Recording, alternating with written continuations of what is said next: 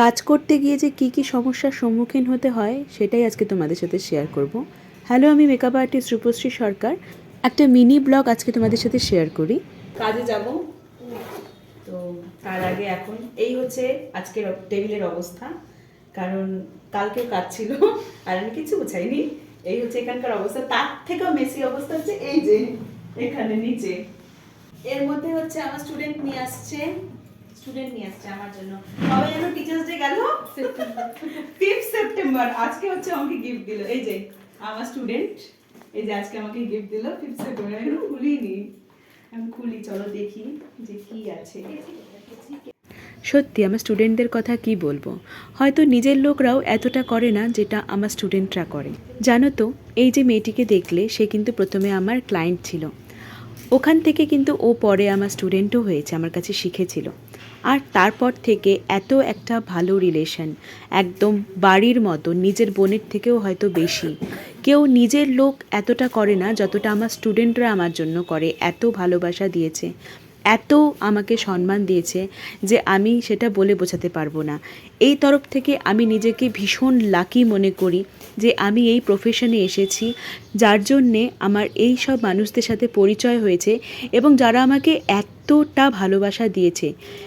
যেখানে নিঃস্বার্থ ভালোবাসা তোমরা পাবে, মনে করবে সেই জায়গাটাকে কোনো দিন ছাড়বে না, কারণ নিঃস্বার্থ ভালোবাসা সত্যি পাওয়া যায় না। তো আমার স্টুডেন্ট আমাকে গিফটটা দিয়েছিল এবং সেটা ভীষণ সুন্দর ছিল। এটা কাজে যাবার আগেই আমাকে ও গিফট করেছিল। এমনি আয়না ফটো দিবা।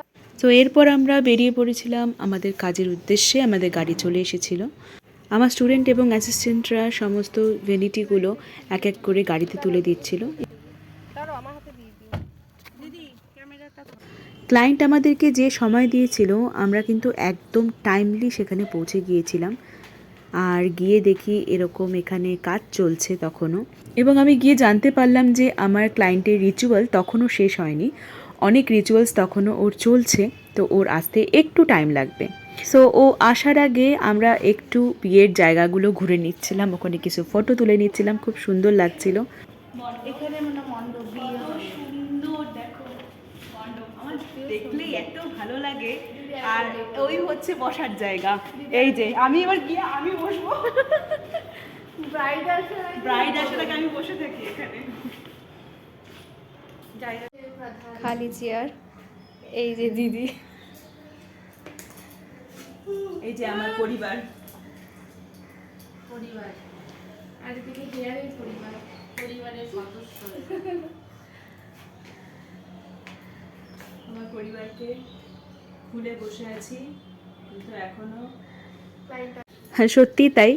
আমরা গিয়ে অনেকক্ষণ ওয়েট করছিলাম এরকম সমস্ত গুছিয়ে টুছিয়ে নিয়ে, কিন্তু ওখানে অনেকক্ষণ ধরে আমরা ওয়েট করছিলাম যাতে আমাদের ক্লায়েন্ট যেন তাড়াতাড়ি চলে আসে। বাট ক্লায়েন্টের আসতে লেট হয়েছিল, কারণ ওর রিচুয়ালস তখনও শেষ হয়নি। আর সেটা খুব স্বাভাবিক যে একটু লেট হয়েই যায়, কোনো ব্যাপার না।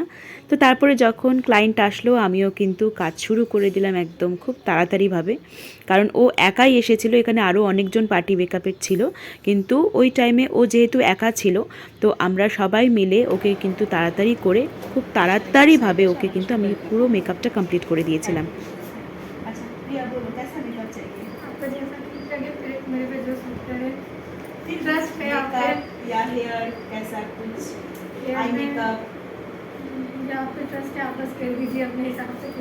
আর কি চাই মেকআপ আর্টিস্টের?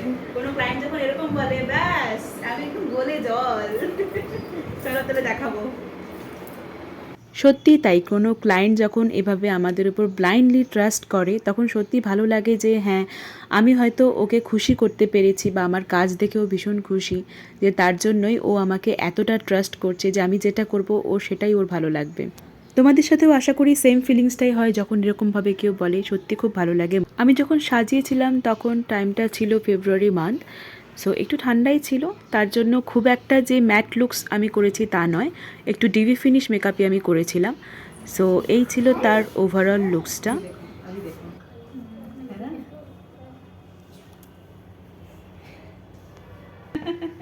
अच्छा लगा? बहुत सुंदर दिख रहा है, बहुत सुंदर। ক্লায়েন্টের ফেসে স্মাইল দেখে তো বুঝতেই পারছো যে ও কতটা হ্যাপি আমার কাজে। আর ওকে সত্যি ভীষণ সুন্দর লাগছিল দেখতে। তোমরাও খুব কমপ্লিমেন্ট করেছো, খুব পছন্দ করেছো আমার এই মেকআপ লুকসটা। সো তোমাদেরকেও অনেক অনেক থ্যাংক ইউ এইভাবে আমার কাজকে সাপোর্ট করার জন্য, ভালোবাসা দেওয়ার জন্য। যেহেতু ব্রাইডকে অনেক আগে সাজানো হয়ে গিয়েছিল, তাই তখনও কোনো গেস্ট কেউ আসেনি। তো বাইরের জায়গাটা একদম ফাঁকা ছিল। তো আমরা ভাবলাম ওই জায়গাটাতেই সুন্দর রিলস বা ফটোজ এগুলো তুলে নিই, খুব ভালো আসবে। তো তাই ওখানেই আমরা এগুলো সব করে নিচ্ছিলাম।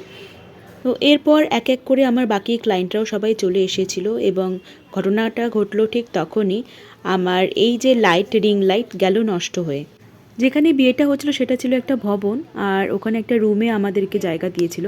আর সেখানে যেহেতু হোটেলের মতন ওখানে এমন কোনো লাইট ছিল না, খুব কম লাইটের মধ্যে এটা আমাকে করতে হয়েছিল। তো অসুবিধা ওখানেই হচ্ছিল যে ওখানে যেহেতু খুব একটা লাইট থাকে না, পাওয়ারফুল লাইট থাকে না, তো একটু অসুবিধা হয়ে যায় করতে। যখন আসি আমরা কত সুন্দর করে আমাদের ভ্যানিটি সমস্ত গোছানো থাকে, কিন্তু যাওয়ার টাইমে ঠিক এই অবস্থা হয়ে যায়, পুরো একদম মেসি হয়ে যায় অবস্থা।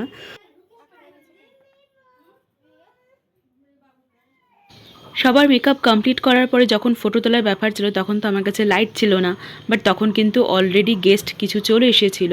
তাই কি করব, অগত্যা বাইরে গিয়েই আমাকে ফটোসগুলো তুলতে হয়েছে, কারণ তখন ফটোগ্রাফার দাদাটা চলে এসেছিল আর সেই আমাকে এখানে লাইট দিচ্ছিল যাতে আমি ফটোসগুলো ভালো মতন তুলতে পারি। তো এখানেই কিন্তু আমি সবার ফটোসগুলো নিয়ে নিয়েছিলাম। সো এই হলো সেদিন সারাদিনের আমার কাজের এক্সপিরিয়েন্স, এবং যেটা তোমাদের সাথে আমি শেয়ার করলাম। সো কেমন লাগলো তোমার আমার এই ভিডিওটি অবশ্যই জানিও, ভালো লাগলে লাইক, শেয়ার, কমেন্ট করে দিও। And thanks for watching my video. By.